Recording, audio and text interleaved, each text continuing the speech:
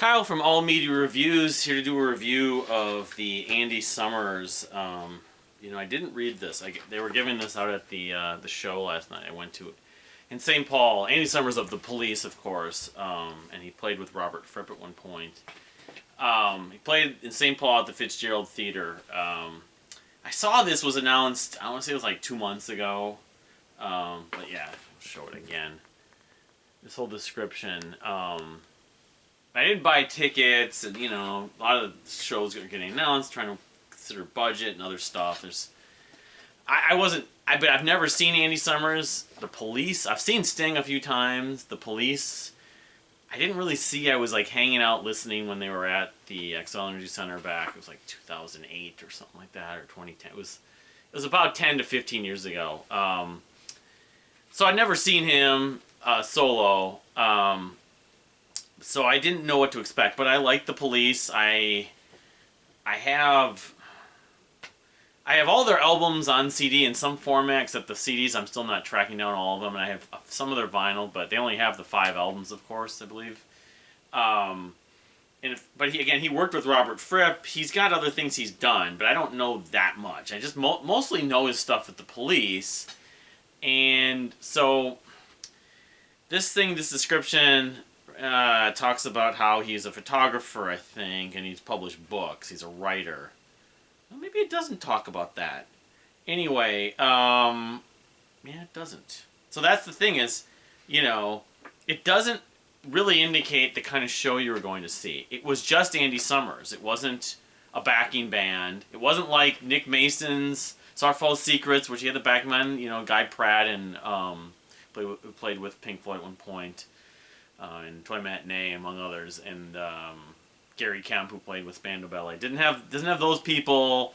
It's not Steve Hackett, who's got a bunch of other people like Craig Lindell and doing the Genesis stuff.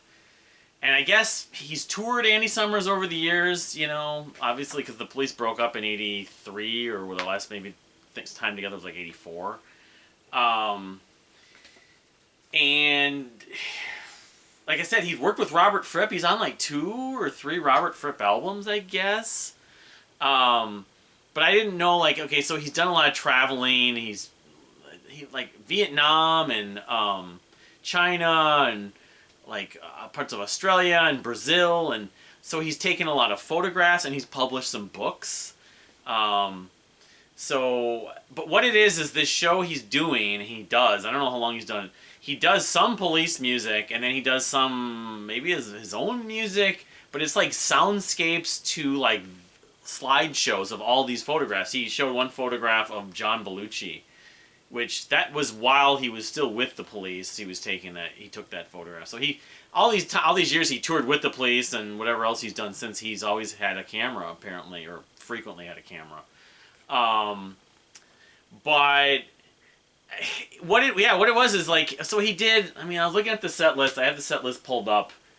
He did some Police. He did do one of my favorites, Spirits of the Material World. I was happy. He's got video footage of him playing in streets of different areas, but it's sort of rotoscoped at points, and then slideshows and photos and stuff, and some video footage. But he did do Bring on the Night, Message to Bottle, and Roxanne. Roxanne, there's a video of online of a similar kind of nature, where he ends up playing the vocal part on guitar. So it's sort of interpretive. It's, not him just doing standard, playback of the songs. So then he also does, more than half the set was stuff that, his other compositions, I guess. I'm just looking here. True Nature, Metal Dog, The Bones of Twang Zoo, The Last Dance of Mr. X. He did do Tea in the Sahara, which is also a Police song. Which, again, that was sort of semi-recognizable, semi-not. Round Midnight, which is the Thelonious Monk cover. Spain, which I thought Spain was like Miles Davis piece, but I didn't say that. Doesn't say it's credited to him on Setlist.fm. And then Mana de Carnaval. That was very bossa nova. And Felicidade, I'm reading this correctly, Vinicius de Moraes cover, I don't know. And then some other piece called Tribal Luminescence. So, the thing is, he tells a lot of stories, a little bit like when Michael Nesmith did Movies of the Mind, where he's telling stories about a lot of pieces and experiences on the road and these photographs he took. There's one with about a woman that was playing this like 4-string guitar, this in very like kind of homemade, and he like gave her all this money for it. He wanted to give her money for it, and he like reluctant about that. But he's telling the stories, and I felt like he wasn't engaging. He was telling jokes with the stories. And some of the stories weren't aligned. Like he started telling a story about John Belushi, and it wasn't the right background to show at that point. So there was some small rehearsal technical. I guess they'd had 10 days off or something since the last show. But he wasn't, like, the crowd wasn't vibing off of him that much. I mean, here and there, until he started doing the police stuff, I felt, really. I mean, Roxanne, and then he did, Spirits of the Material World. So, I had kind of a mixed reaction. I mean, I understand he probably doesn't want it to do standard straight covers, and it's just him, so it's more, cost effective in some ways. Although, just looking at some stuff on Google, the Police were a multi-platinum band. He's not, in all likelihood, living check to check. I don't know. He's doing this for his own sake, for the art's sake. But maybe he just feels like it's easier to tour on his own also, and just the one person. I saw St. Vincent do a couple of shows like that, and there were some other artists I saw where literally it's just them and a guitar, and they're just... But, I mean, he doesn't sing, really. Maybe he has sang in the past. So, I mean... I liked moments of it, but there are also moments I kind of felt like it was a little bit of a chore to get through, and I felt like there wasn't as much flow to it. Like, I mean, maybe it's an unfair comparison. You compare, like, Mickey Dolenz with the Monkees and these other shows where you have the one main person, Steve Hackett, Nick Mason, but he has the support of his backing band. But I also think they're more recently rehearsed, if that means anything. I don't know. So, I mean, would I see Andy Summers again?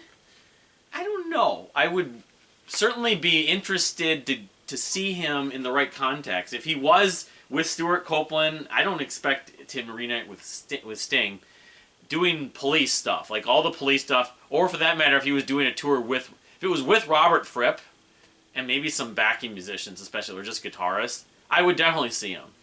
But if it's this kind of deal again, I at least can say I didn't buy my ticket till like only last week, and it wasn't an incredibly high amount, although I was debating between going to this show and going to the Mars Volta next week. Part of me wants to still try going to the Mars Volta next week. I don't know. I don't love going into Uptown, where that is, but at the Uptown Theater, but they're doing a lot of the old stuff. I don't know, so it's kind of a mixed bag. I mean, I guess if you're a fan of Andy Summers and the Police and just you love sort of interpretive stuff, you totally should go see this tour. But if you're expecting, the Police marathon, you're not going to get that. And if you're expecting, like my wife who likes some Police music, she was like, there's no point in going to this because he's not the main guy, and, you don't have Sting, and, she would have been bored to tears trying to watch this show last night. So anyway, that's my take. But have you seen Andy Summers on this tour or recently? I'd be curious on your take. One or two house cleaning items. I may try starting it now if I have enough time. My wife and I are going to an animated film festival we do every year in Minneapolis at the Main called Min-Animate. But if I have time. But I'm going on to the next part of the vinyl collection A to Z in the M's, and I counted yesterday after I finished doing the L's, which I haven't shared that video yet. And there's between here, if I can show it, if it's just showing it here, all this, and then all the way up to like here, you can see right here, more than half the next crate. It turns out there's like 86 records, or 86 physical items.